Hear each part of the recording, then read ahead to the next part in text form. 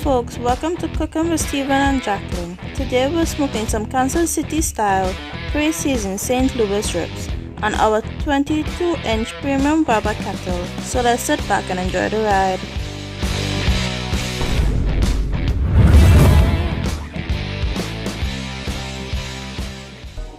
So folks, let's head on over to our countertop and check out our Kansas City style pre-seasoned St. Louis ribs.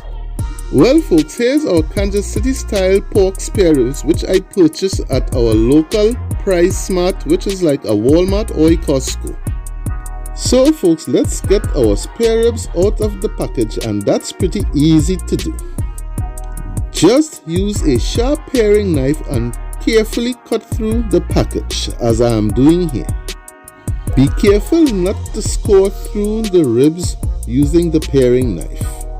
And as easy as 1, 2, 3, your ribs is out of that package. Here I'm just laying down the ribs on a piece of foil in our baking sheet pan. Using the foil makes for easy cleanup. After removing the ribs from the package, you want to discard the package into the trash can. As you can see, our ribs has already been seasoned, so there's nothing much here to do more than to get it onto our grill. So let's head outside and I'll meet you by the grill. Oh yes folks, here's our brand new premium 22-inch Weber kettle which I purchased from Amazon. As you can see, she's all set up for some indirect cooking and has been preheating for about 20 minutes or so. Here I have our lump charcoal set up for some low and slow cooking. As you can see, I have about 8 to 10 charcoals lit on the left side. These coals are going to ignite the rest of the coals on the right side as we move along our cook, and this is called the minion method. Here I have a couple chunks of cherry wood slightly beneath the coals, which is going to ignite as we move along this cook and create that smoke which is going to be infused into those ribs. And of course, if you know this channel by now, here I'm using a half of onion to clean down those grates before we start our cook. And after cleaning the grill grates, it's into the hot coals I throw that onion, which gives an awesome smell. So folks, now that I have shown you how I've set up my grill for indirect smoking, it's time to get those rack of ribs on. You just want to push those ribs together so they'll get nice and plump. Remember, how you set your ribs is exactly how it's going to cook. And for immediate smoke, we're just going to throw in 1 chunk of cherry wood. All we have to do is wait for that chunk of wood to ignite before we put the cover on. I also applied a little extra black pepper and granulated garlic to those ribs. Well, the chunk of wood has ignited, so it's time to put the cover on and let the Weber do its thing. Here I have the top vents about 1/3 of the way open, and you can see she's purring nicely. I also have the bottom vent slightly open just after the first mark, so our temperature should be running between 250 and 275. Well boys and girls, it's just little over an hour since we have put on our ribs, and you can see the color is coming along nicely. Here I'm just checking to see if our seasoning is set, but it looks like it has to go for another 45 minutes or so. In the meanwhile, if you like what we do, don't forget to give this video a thumbs up, and if you're new to the channel, hit that subscribe button and click the post notifications for more. So folks, it's about 2 hours since we put on our ribs and they're looking a bit dry, so now I'm going to hit it with a bit of spritz. Here I have equal parts of apple cider vinegar and water. Now I'm just giving it a light mist to keep them nice and moist. So we're going to put the cover on, let this go for about another half an hour while we go make that barbecue sauce. For the sauce, you will need hot and spicy barbecue sauce, ketchup, apple cider vinegar, ground mustard powder, honey, and red pepper flakes.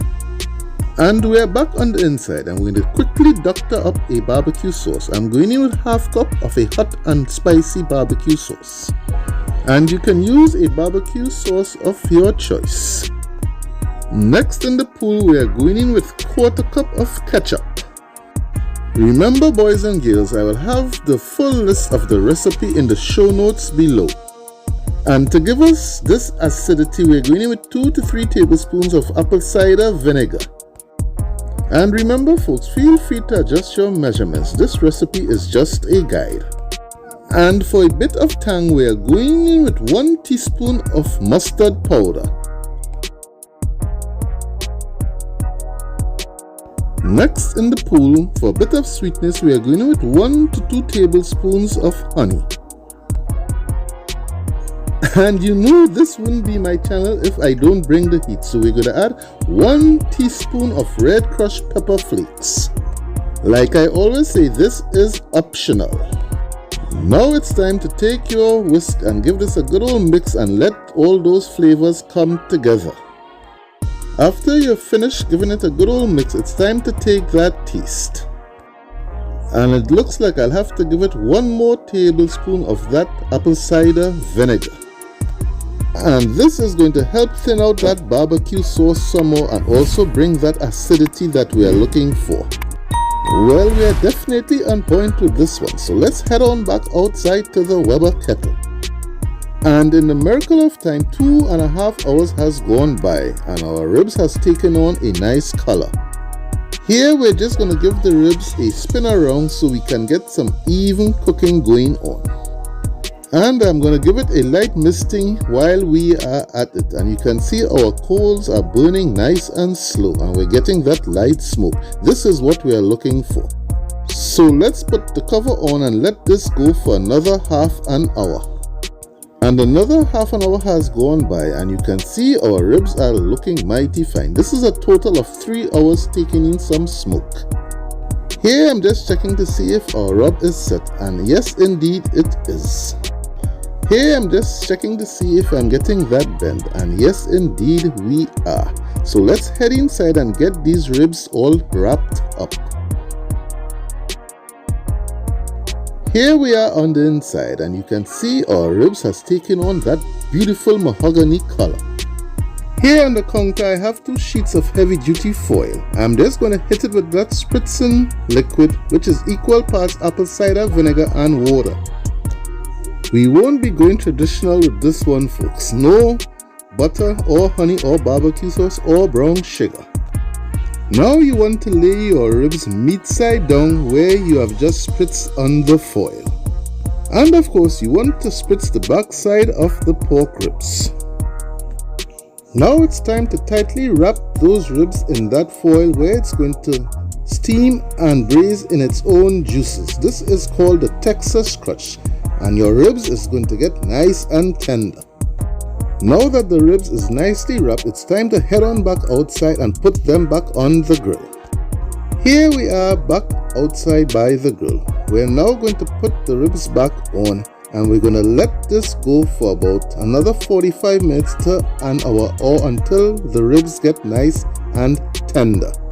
So let's put the cover on and let the Weber Premium do its thing. Well, close to an hour has gone by, about 50 minutes, so it's now time to check our ribs for that tenderness.